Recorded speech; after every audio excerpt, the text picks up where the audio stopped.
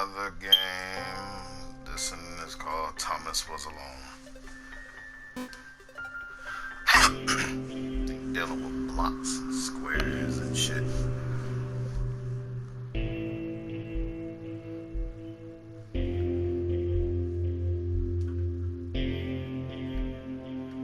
Thomas was alone. Wow. I wasn't supposed to let him finish.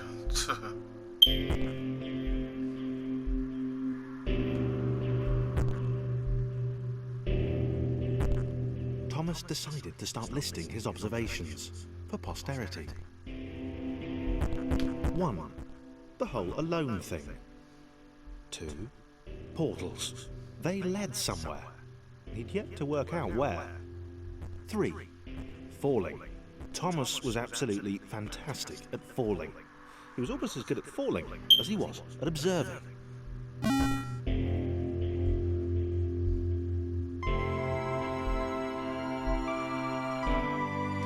Okay, interesting. Thomas couldn't fall past this block. Think, damn it, think. What if there was some kind of inverted fall? Some way to... what's the word? Jump.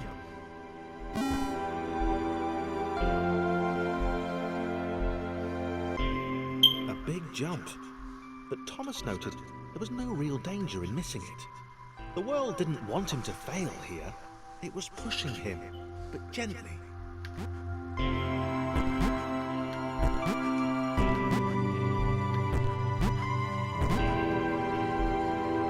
God. Go on now.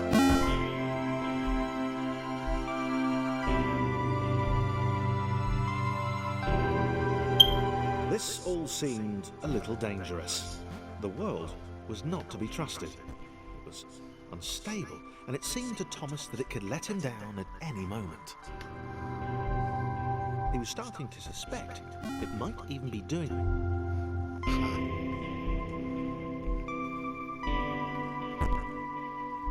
Thomas wondered whether the portals were actually taking him anywhere. He felt like he was making progress, but there wasn't really any way to know. He seemed to be moving predominantly up and to the right, which might, or might not, be important.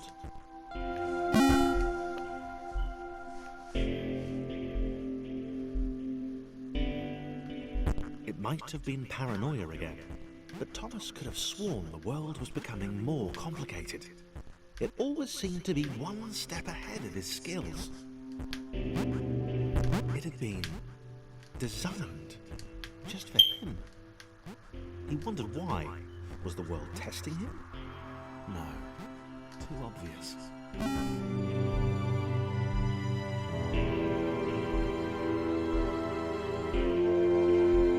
Something about the boiling, toxic, glowing water intimidated Thomas. He didn't like it. He certainly didn't want to swim in it.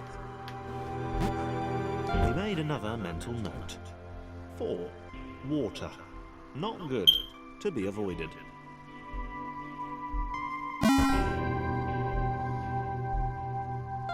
The loneliness was getting to Thomas.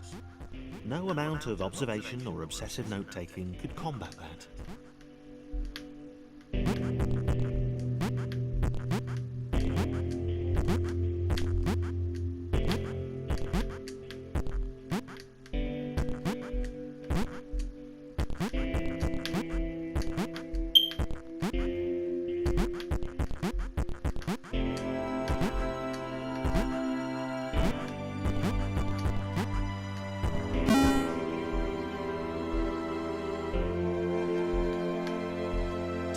Had a new theory.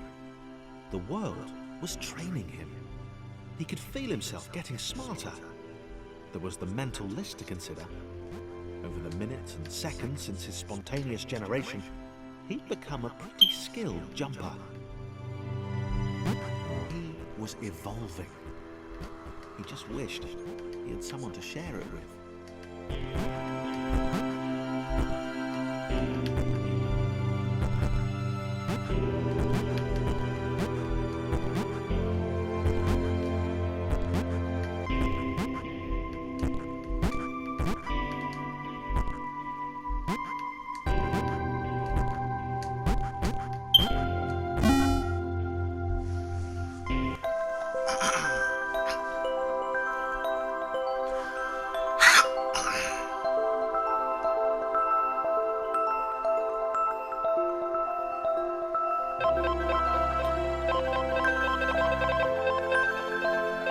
Chris took an immediate and deep dislike to the skinny red rectangle. Who the hell did this Thomas think he was?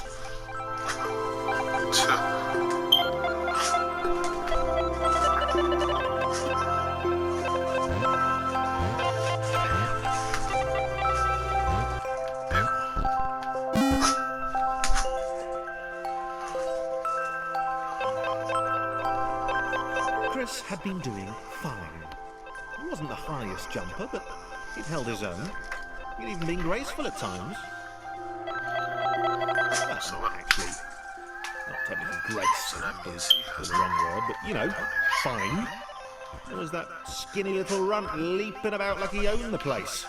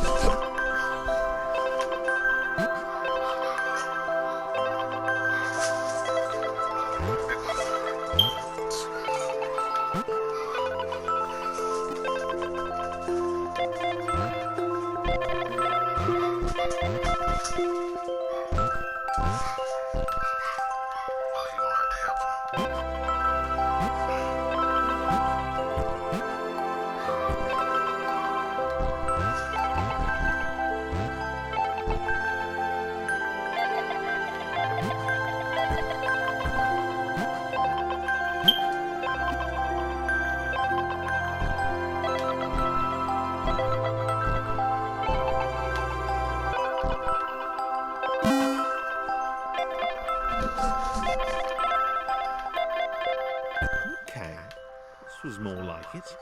A glowy white thing. Only Chris could get to it, which of course made it all the more enticing. What would it do? What new opportunity might this switch open up to him?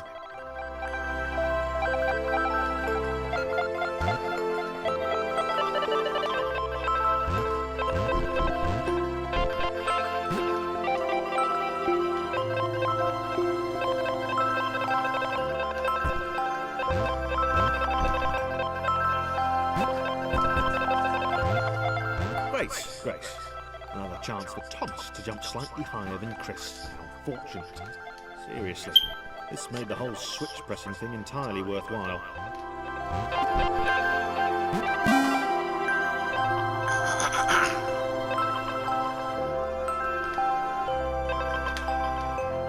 Was this good? Because on the surface, it did not seem good. Chris was pretty scared. Little Red seemed fine. Happy to be on his merry little adventure. Chris couldn't shake the feeling that things had taken a significant turn for the worse since Thomas had joined him. Sure, he'd been able to piggyback his way to ever so slightly higher platforms, but where had that got him?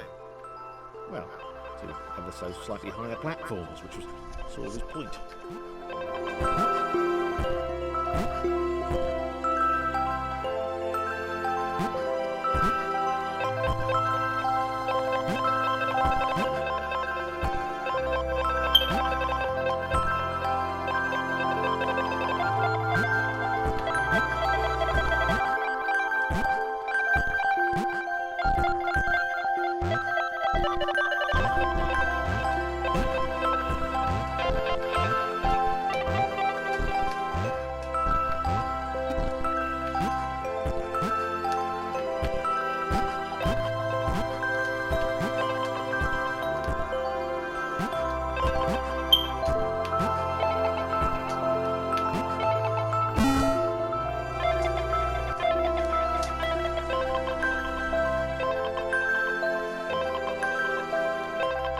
Chris stared at Thomas with pure hatred. He seemed so very happy at their situation. Friends together, a brave fellowship of quadrilaterals on a quest for greatness. That would be fine. But it was all the obvious observation that Thomas was doing which grated. Every time they saw something vaguely new, Chris would hear a satisfied little from the vaulting idiot. He hoped the next portal would split them up. if only for a few levels.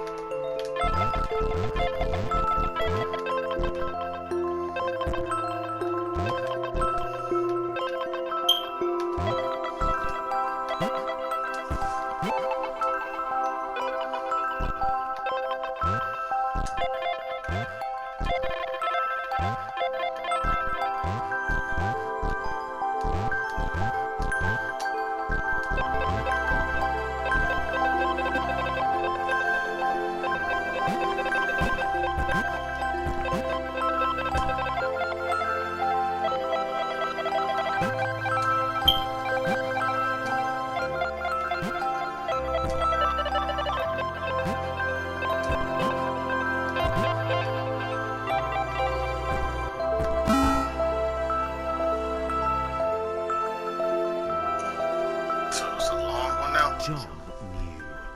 He knew that this was his chance, a moment to shine. This was game day.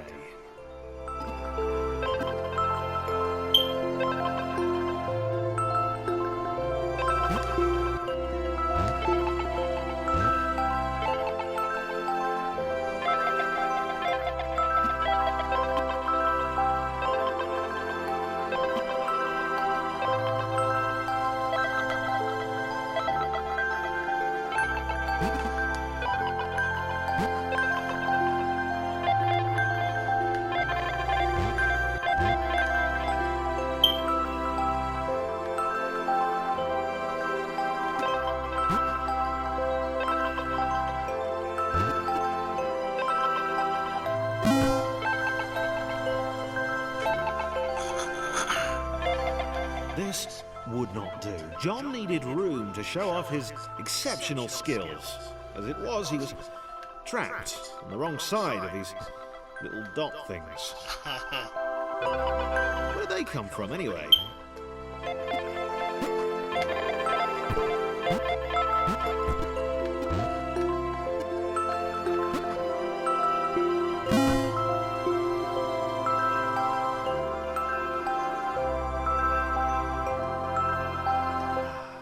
John inhaled the air of the open space, and it smelled of awesome. Time to flex those muscles, to put his training to use, time to show those little dots how it was done. John decided to press the switch, to let the little dots catch up with him. John cared for his new allies. You could tell from the sympathetic expression he practiced in the mirror all these years.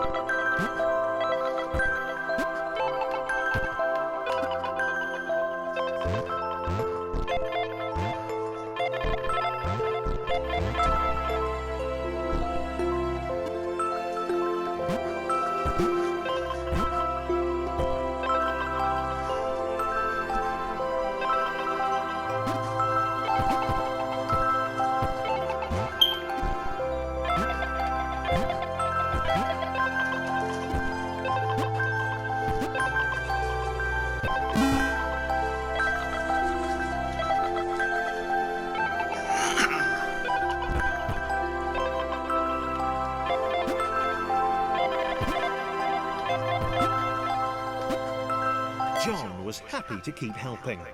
He felt it was important to his image that he was seen to help the little guys.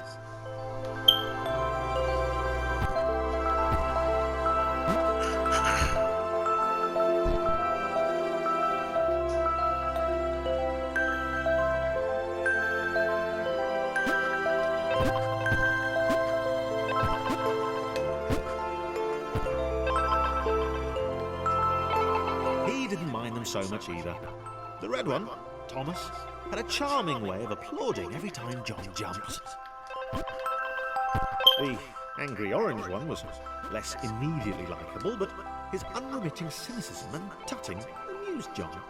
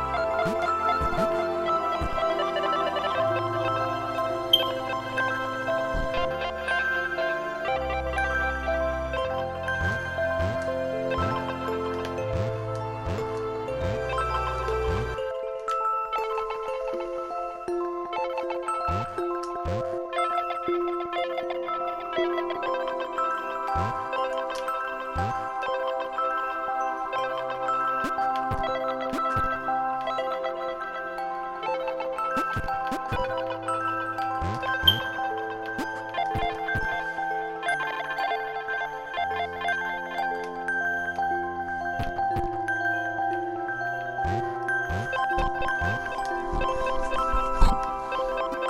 it's a lot of damn work.